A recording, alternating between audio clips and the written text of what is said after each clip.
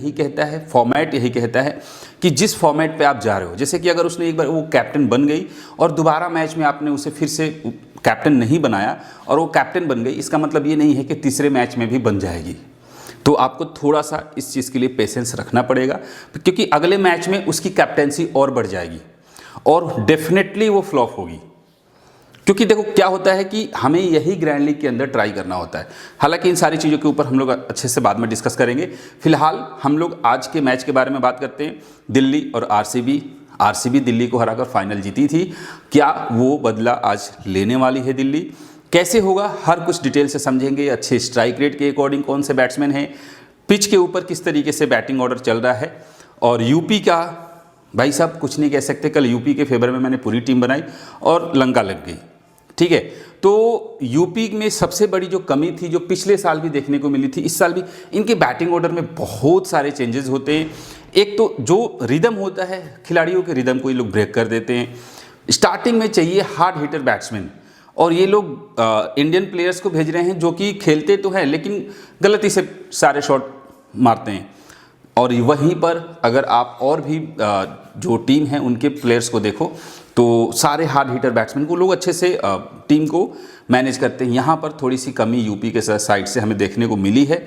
Next match में थोड़ा सा हम लोग संभल कर रहेंगे। खैर आइए चलते हैं, देखते हैं स्क्रीन पर किस तरीके से सारे रिकॉर्ड्स काम करने वाले हैं। देखिए मैच नंबर 4 17 फरवरी 7:30 बजे मैच है और ये मैच भी वडोदरा के ग्राउंड पर है। अभी कंटिन्यू वडोदरा के ग्राउंड पर ही मैच चल रहा है। दिल्ली वर्सेस बेंगलुरु वुमेन के बीच में।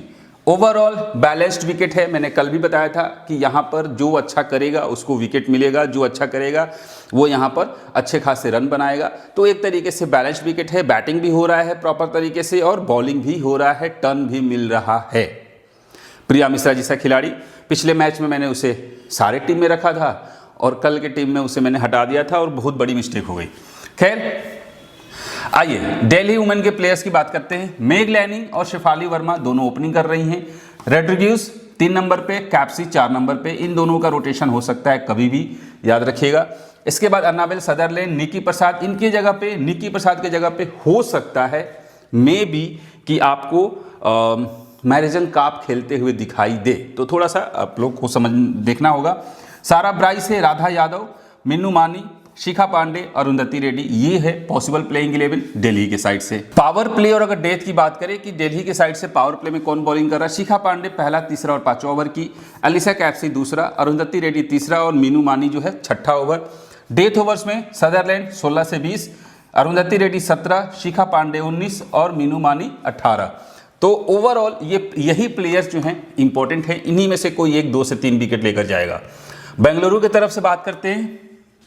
स्मृति मंदाना और डैनियल वाट, ये दोनों के दोनों ओपनिंग कर रही हैं। अलीसा पेरी है, राघवी बिष्ट हो गई, ऋचा घोष, कनिका आहूजा, जॉर्जिया वरहम और आपके किम गार्थ है, प्रेमा रावत है, रेणुका सिंह है और जोशिता विजय। अब यहाँ पर एक चीज समझिएगा कि प्रेमा रावत की जगह पे हो सकता है कि जो टीम बेंगलोर है वो स्नेह राणा को ऐड करे। स्नेह राणा बेंगलोर में आ चुकी है, तो हो सकता है कि स्नेह राणा को ये लोग इंक्लूड करें।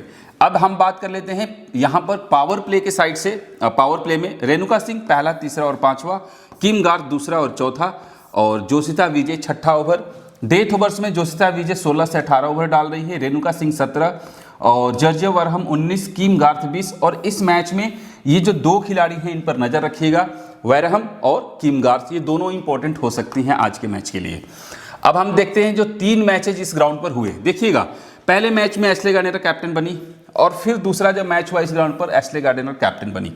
दैट मीन्स कि इसे ये ग्राउंड रास आ रही है, बट इसका मतलब ये नहीं है कि ये पूरे WPL के अंदर ही बढ़िया करती जाएगी, ऐसा नहीं है।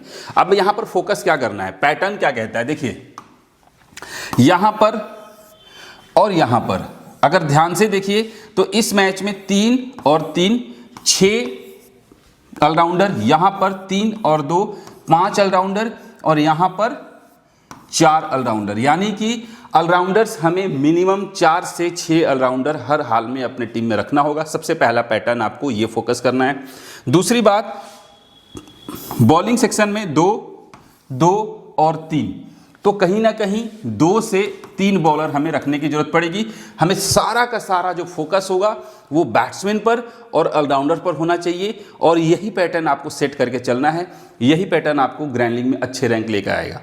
ठीक है, तो ये तीनों के हिसाब से देखा जाए तो कंटिन्यू, ऑलराउंडर, ये बैट्समैन हो गई, ऑलराउंडर और ऑलराउंडर, यानी कि बैट्समैन और बॉल, तो कहीं ना कहीं ऑलराउंडर पर हमें फोकस करना पड़ेगा। अब यहाँ पर समझना है कि हमें ग्रैंड लीग में अच्छे रैंक कौन लेकर दे सकता है। तो देखिए, सबसे पहला यहाँ पर बैटिंग सेक्शन से हरलीन देवल, चेत्री को मैंने दिया था। ठीक है, यहाँ पर आपके प्रिया मिश्रा और काशवी गौतम। अब समझिएगा कि क्या सिनारियो बन रहा है। सिनारियो यही है कि हर सेक्शन से एक वो खिलाड़ी ड्रीम टीम में आ रही है जो सबसे लोएस्ट सिलेक्शन परसेंट की है। अगर इस मैच में देखा जाए तो निक्की प्रसाद, सारा ब्राइस, और यहां से आपके थी एलेसा कैप्सी भी शायद थी। खैर, यहां पे कम से कम 2 थे। शिखा पांडे का भी सिलेक्शन कम था, आई थिंक कम था। दूसरी चीज, यहां पे प्रेमा रावत, इसके बाद कनिका आहूजा और ये। ठीक है, अब ध्यान से देखिएगा, समझिएगा, यहाँ पे सतघरे का भी जो है सिलेक्शन कम था। अब ये देखिए कि हर लगभग सेक्शंस वाइज, हर सेक्शन से हमें प्लेयर्स को उठाना ही पड़ेगा किसी भी कीमत पे, क्योंकि वो सेक्शन जो है वो हमारे लिए मददगार साबित होगा। और ये याद रखिएगा कि हर सेक्शन से 0 से 30% के बीच के कम से कम एक खिलाड़ी को आपको जरूर पिक करना है।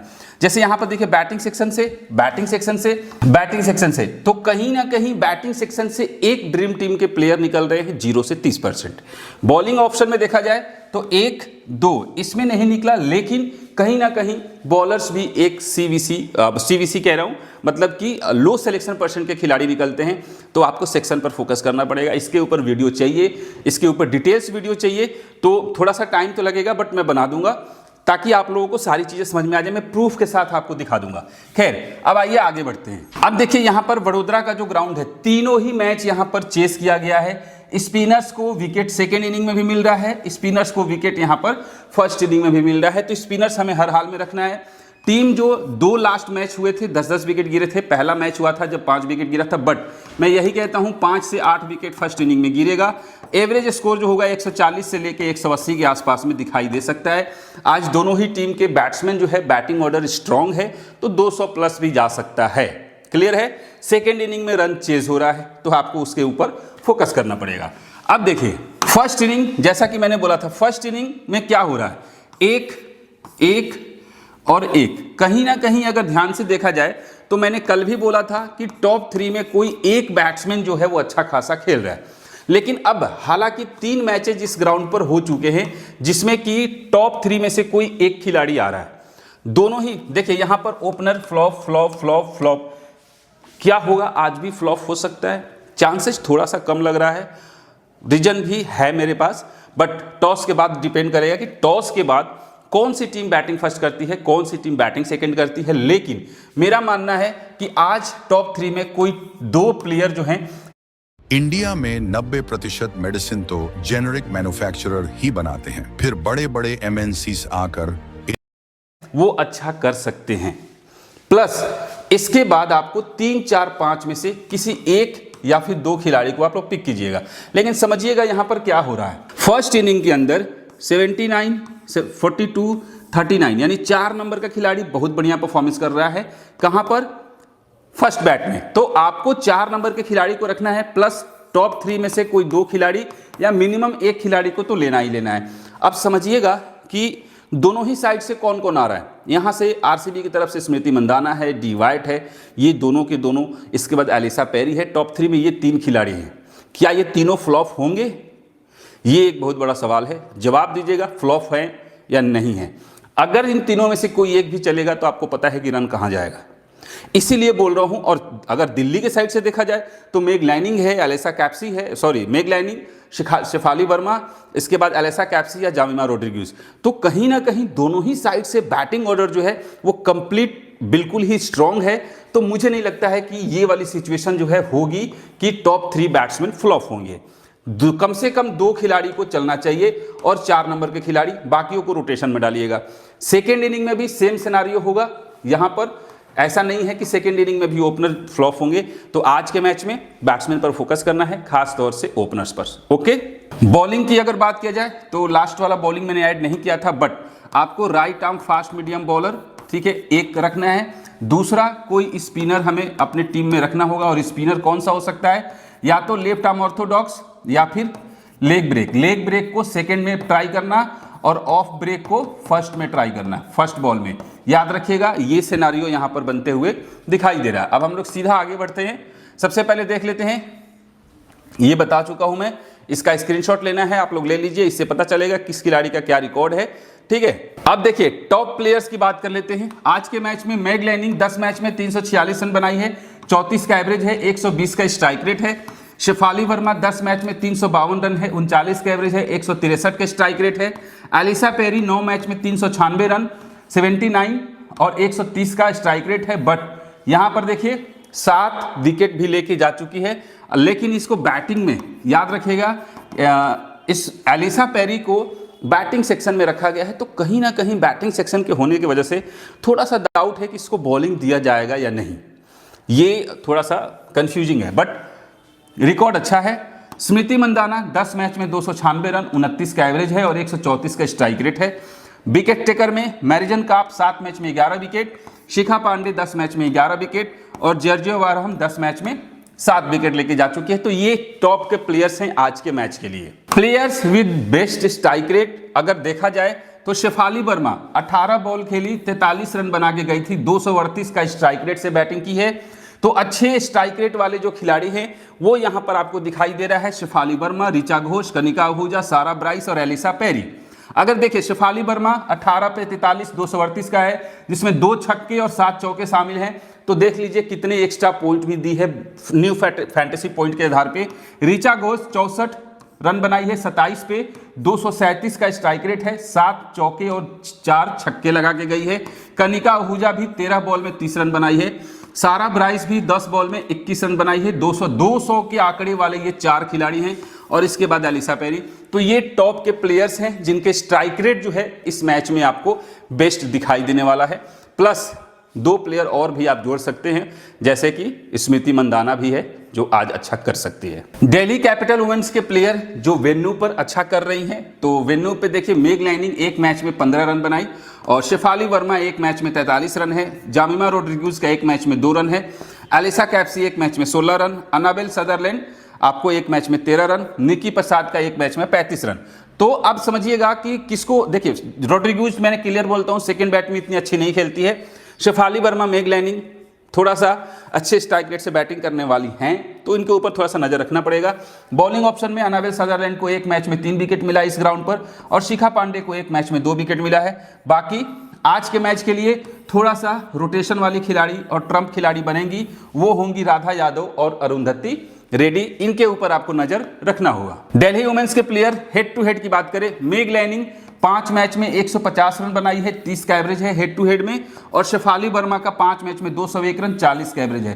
तो इन दोनों का जो रिकॉर्ड है बहुत बढ़िया है बैंगलोर के अगेंस्ट। रोड्रिग्यूज 5 मैच में 112 रन, 28 का एवरेज है, और एलिसा कैप्सी का 4 मैच में 132 रन, 33 का एवरेज है। तो ये चारों के चारों खिलाड़ी जो है वो टॉप के प्लेयर हैं जिनका एवरेज जो है हेड टू हेड में बहुत बढ़िया है। एलिसा कैप्सी 4 मैच में 3 विकेट लेके गई है। अनाबेल सदरलैंड 1 मैच में 2 विकेट। राधा यादव को हालांकि हेड टू हेड में अभी तक विकेट नहीं मिला है, लेकिन अरुंधति रेड्डी को 3 मैच में 3 विकेट। शिखा पांडे वापस से यहां पर अच्छा करते हुए दिखाई दे रही है। शिखा पांडे 5 मैच में 7 विकेट। अब देखिए दिल्ली वुमेन के प्लेयर का मेग लैनिंग की बात कर लेते हैं। यूजुअली ये दोनों ही बोथ परफॉर्मेंस वाले खिलाड़ी हैं, बट अभी थोड़ा सा आउट ऑफ फॉर्म चल रही है, देखते हैं क्या होता है। शेफाली वर्मा दोनों ही इनिंग में परफॉर्मेंस इसका सही होता है, बोथ इनिंग में, और रोड्रिग्यूज फर्स्ट बैट में अच्छा खेल कर जाती है, और एलिसा कैप्सी भी फर्स्ट बैट में अच्छा खेलती है, बट ये बोथ परफॉर्मेंस है क्योंकि भाई इससे बॉल डलवाया जा रहा है। अनाबेल सदरलैंड बोथ परफॉर्मेंस वाली खिलाड़ी है, और निक्की प्रसाद एवरेज है, आप इसको देख लीजिएगा, बट मुझे थोड़ा सा हो रहा है कि शायद आज ना खेले। सारा ब्राइस का भी एवरेज है, सेकेंड बैट में थोड़ा सा रिकॉर्ड इसका सही होता है। राधा यादव बोथ परफॉर्मेंस वाली खिलाड़ी है, और मीनू मानी फर्स्ट बॉल ट्राई करना है। Shikha Pandey first ball must try, और अरुंधति रेड्डी बोथ परफॉर्मेंस वाली खिलाड़ी है। तो ये हो गया आपके दिल्ली वुमेन्स के प्लेयर्स के स्टैट्स और रिकॉर्ड्स, जो कि आज इस तरीके से दिखाई दे रहा है। अब दिल्ली वुमेन के प्लेयर जिनका स्टैट्स और रिकॉर्ड्स आपके सामने है, जो अभी अगर खेलती हैं तो देख लीजिएगा।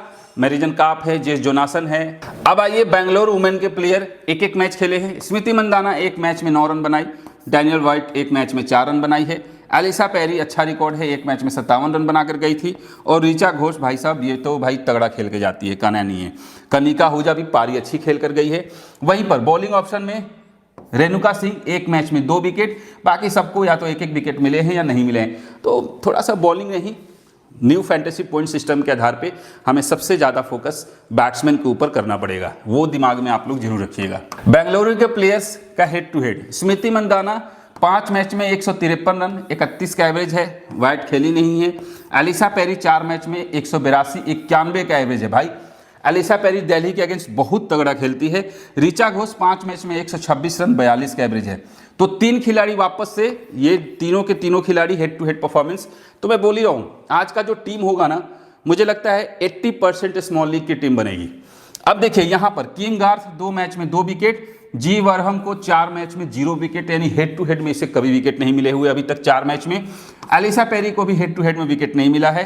रेणुका सिंह को भी हेड टू हेड में विकेट नहीं मिले हुए हैं। बड़ी इंटरेस्टिंग चीज दिखाई दे रहा है और इसको आपको नजर में रखना होगा। किम गार्थ आज का थोड़ा सा ट्रम्प प्लेयर बनेगी। स्मृति मंदाना बोथ परफॉर्मेंस है, बट सेकेंड बैट में आप लोग इसे ट्राई कर सकते हैं।